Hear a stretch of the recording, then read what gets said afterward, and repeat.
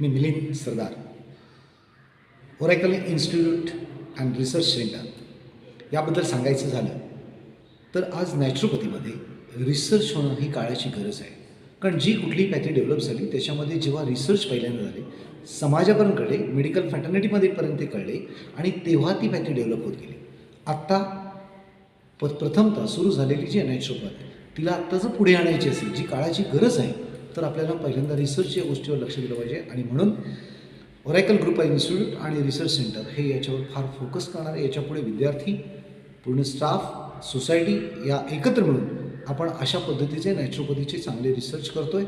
त्याचे प्लॅन केलेले आहेत आणि जवळजवळ 2 वर्षामध्ये 500 रिसर्च करायचं प्रॉपर वेनी असं प्लॅन केलेलं आहे. त्यासाठी सोसायटीकडून, समाजाकडून, मेडिकल फॅटर्निटी आणि पूर्ण नॅचरोपॅथी ग्रुपकडून त्यासाठी सपोर्ट मिळावा. सगळेजण एकत्र मिळून काम करणं गरजेचं आहे आणि जर आपण एकत्र केलं तर नक्कीपणे नैसर्गोपचार याला आपण पुढे आणू. त्यासाठी बेस आहे तो म्हणजे रिसर्च.